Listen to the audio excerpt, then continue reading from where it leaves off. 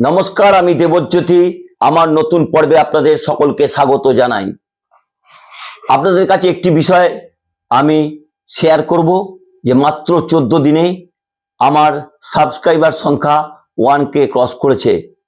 সেই জন্য আপনাদের জানাই আন্তরিক কৃতজ্ঞতা এবং ধন্যবাদ। যেভাবে আপনারা এই কয়েকদিনে আমাকে আপনাদের ভালোবাসা দিয়ে ভরিয়ে দিয়েছেন, তার জন্য আপনাদের সকলকে আবারও একবার প্রণাম জানাই। আজকে যে বিষয়টি নিয়ে আলোচনা করব সেটি অত্যন্ত গুরুত্বপূর্ণ, কারণ রাজ্য রাজনীতিতে আজ দুপুরের পর থেকে বিষয়টি অত্যন্ত তোলপাড় শুরু করেছে। অধীর চৌধুরীর রাজনৈতিক ভবিষ্যৎ কি হবে? এ রাজ্যে লোকসভা নির্বাচনের চতুর্থ দফা কমপ্লিট হয়েছে, পঞ্চম দফার নির্বাচন সোমবার। তার আগে আজকে ইন্ডিয়া জোটের বৈঠক হয়েছে। সেখানে কংগ্রেসের সভাপতি মল্লিকার্জুন খাড়গে তীব্র ভাষায় আক্রমণ করেন প্রদেশ কংগ্রেস সভাপতি অধীর চৌধুরীকে। কারণ অধীর চৌধুরী তৃণমূল নেত্রী মমতা বন্দ্যোপাধ্যায়কে বারবার আক্রমণ করছেন এবং নির্বাচনে যেহেতু কংগ্রেস এবং তৃণমূলের মধ্যে জোট হয়নি বা ইন্ডিয়া জোট এখানে গঠন হয়নি, সেখানে কংগ্রেস এবং সিপিএম হাত মিলিয়ে তারা এখানে নির্বাচনে প্রতিদ্বন্দ্বিতা করছেন। অধীর চৌধুরীর যে বহরমপুর লোকসভা, সেখানে নির্বাচন শেষ হয়েছে। তারপরে মল্লিকার্জুন খাড়গের পক্ষ থেকে আজকে তীব্র ভৎসনা করা হয়েছে প্রদেশ সভাপতিকে। তিনি বারে বারে মমতা বন্দ্যোপাধ্যায়কে জোট নিয়ে যেভাবে আক্রমণ করছেন তা নিয়ে অত্যন্ত ক্ষুব্ধ দিল্লির হাইকমান্ড। পরিষ্কার করে তিনি জানিয়ে দিয়েছেন ইন্ডিয়া জোটের ব্যাপারে সিদ্ধান্ত নেবে দিল্লির হাইকমান্ড। সেখানে অধীর চৌধুরীর কোনো ভূমিকা থাকার কথা নয়। অধীর চৌধুরী যদি মানতে না পারেন তাহলে তাকে দলের বাইরে যেতে হবে। অর্থাৎ দলের পক্ষ থেকে তাকে বহিষ্কার করা হলো না, কিন্তু দলের সর্বোচ্চ নেতৃত্ব যেভাবে তাকে তিরস্কার করলেন, তারপরে অধীর চৌধুরী কি করবেন? অধীর চৌধুরী কিন্তু টলবার পাত্র নয়। তার কিছুক্ষণ পরেই তিনি বলেছেন বাংলার কংগ্রেসকে টেকানোর জন্য তিনি যে পথে রয়েছেন সে পথেই তিনি থাকবেন। ইন্ডিয়া জোটের কি হলো, তৃণমূল কংগ্রেসের সঙ্গে কংগ্রেস নেতৃত্বের সম্পর্কের কোনো উন্নতি বা অবনতি হলো কিনা তাতে তার কিচ্ছু যায় আসে না। কারণ তিনি যেভাবে বাম কংগ্রেসের সঙ্গে জোট করেছেন, সেখানে তৃণমূল কংগ্রেসের পক্ষ থেকে 4টি আসন ছাড়া হবে বলেছিল, কিন্তু অধীর চৌধুরী 8টি আসন দাবি করেছিলেন। সেখানে কিন্তু জোট পর্ব ভেস্তে যায়। কিন্তু ইন্ডিয়া জোট থেকে তৃণমূল নেত্রী মমতা বন্দ্যোপাধ্যায় বেরিয়ে আসেননি। কারণ ইন্ডিয়া জোটের বৈঠকে তৃণমূল নেত্রী অংশগ্রহণ করেছেন। কখন তৃণমূল কংগ্রেসের সর্বভারতীয় সাধারণ সম্পাদক অভিষেক বন্দ্যোপাধ্যায় অংশগ্রহণ করেছেন, কখনো ডেরেক ওব্রায়ান অংশগ্রহণ করেছেন, কখনো সাগরিকা ঘোষ অংশগ্রহণ করেছেন।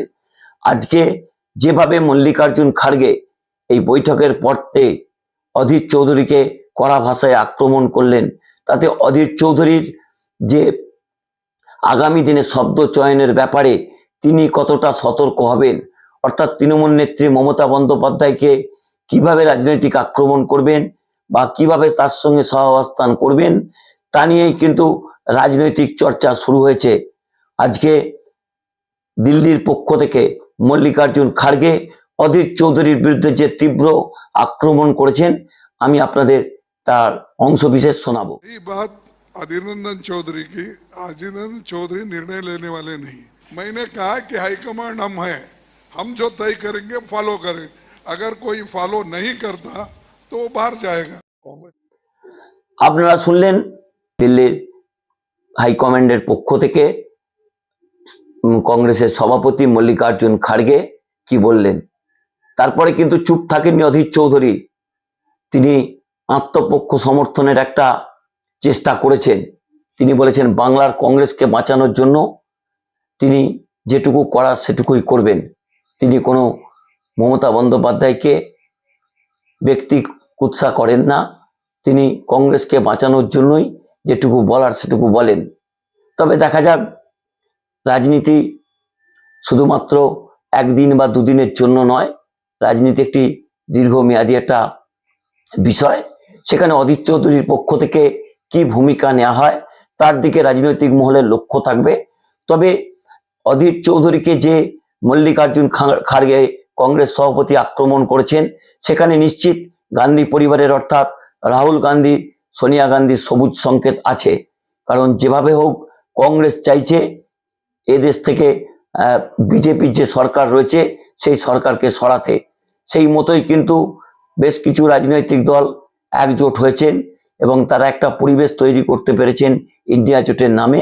সেখানে কিন্তু যেটা তারা বলার চেষ্টা করছেন যে নরেন্দ্র মোদী বিদায় আসন্ন। যেভাবে নরেন্দ্র মোদী বারে বারে বিভিন্ন মঞ্চ থেকে আক্রমণ করছেন ইন্ডিয়া জোটকে, তাতে অধীর চৌধুরী বুঝতে না পারলেও ভারতীয় জনতা পার্টি তিনি বুঝতে পেরেছেন। এবং তৃণমূল কংগ্রেস বারবার যেটা বলেন যে অধীর চৌধুরী ভারতীয় জনতা পার্টিকে হাত শক্ত করার জন্যই এই মমতা বন্দ্যোপাধ্যায়কে আক্রমণ করেন।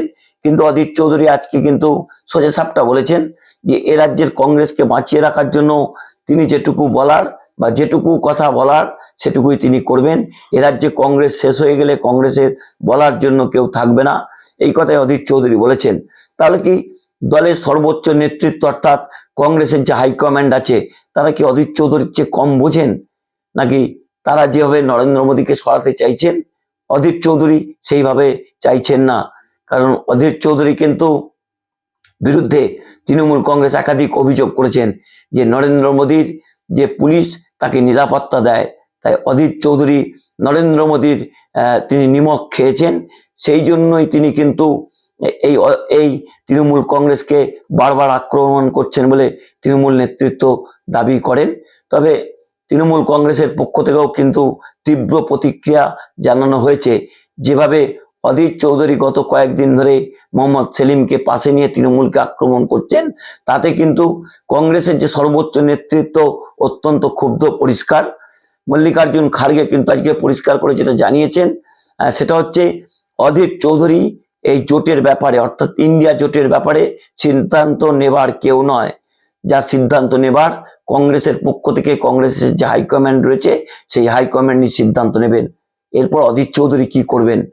যদি তিনি নির্বাচনে জেতেন হয়তো দিল্লির কংগ্রেসের কাছে তার দরাদরির একটা জায়গা থাকবে। যদি বহরমপুরে তিনি পরাজিত হন ইউসুফ পাঠানের কাছে, তাহলে তার রাজনৈতিক ভবিষ্যৎ কি হবে? এ রাজ্যের বাম কংগ্রেসের যে আঁতাত 2021 বিধানসভা নির্বাচন থেকে হয়েছিল সেই জোটেরই বা কি হবে? কারণ জোটের মধ্যে সেখানে কিন্তু বেশ কয়েকটি রাজনৈতিক দল যারা বামফ্রন্টের সঙ্গে রয়েছেন তারা কিন্তু কংগ্রেসের সঙ্গে জোটের তীব্র বিরোধিতা করেছেন। কেউ কেউ বেরিয়ে যাওয়ার চেষ্টা করেছিলেন, পরে তাদের মধ্যে একটা মধ্যস্থতা হয়েছে। তবে এখন দেখার এ রাজ্যের বাম কংগ্রেসের যে জোট হয়েছে সেই জোটের আগামী ভবিষ্যৎ কি হয়, ইন্ডিয়া জোটের ভবিষ্যৎ কি হয়। মমতা বন্দ্যোপাধ্যায় সম্বন্ধে অধীর চৌধুরী আর কোনো তির্যক মন্তব্য করেন কিনা তার দিকে রাজনৈতিক মহল তাকিয়ে আছে। তবে অধীর চৌধুরী কি বলেছে সেটাও আপনাদের আমি একটু শোনাবো। আমার বিরোধিতা নৈতিক বিরোধিতা। কংগ্রেসকে কেউ খতম করবে আমি তাকে খাতির করবো তা তো হতে পারে না। আমার বিরোধিতার মধ্যে কোনো ব্যক্তিগত বিদ্বেষ নেই। আমার বিরোধিতা নৈতিক বিরোধিতা। আমার বিরোধিতা পশ্চিমবঙ্গে আমার পার্টিকে রক্ষা করার জন্য লড়াই। এই লড়াই আমি কোনোভাবেই থামাতে পারি না, কারণ আমি পার্টির একজন ফুট সোলজার। শুনতে পেলেন অধীর চৌধুরীর মন্তব্য কি। অধীর চৌধুরী দিল্লির এই বার্তা পাওয়ার পরেই বেশ কিছুটা কোণঠাসা, এটা কিন্তু পরিষ্কার বোঝা যাচ্ছে। যদি অধীর চৌধুরী মুখে কিছু বলছেন না, তিনি বলছেন যে কংগ্রেসকে বাঁচানোর দায়িত্ব তিনি নিয়েছেন। অর্থাৎ কংগ্রেসকে প্রদেশ নেতৃত্ব বাঁচাবে কি দলের হাইকমান্ড বাঁচাবে, তার জন্য আমাদের তাকিয়ে থাকতে হবে আরো বেশ কয়েকটা দিন। কারণ 4 জুনে কি ভোটের পরিসংখ্যান দাঁড়ায়, নরেন্দ্র মোদী ক্ষমতায় আসেন না ইন্ডিয়া জোট ক্ষমতার কাছাকাছি চলে যায় বা ক্ষমতায় আসে, তার দিকে রাজনৈতিক মহল তাকিয়ে রয়েছে। তবে তার উপরও নির্ভর করছে অধীর চৌধুরীর আগামী রাজনৈতিক ভবিষ্যৎ।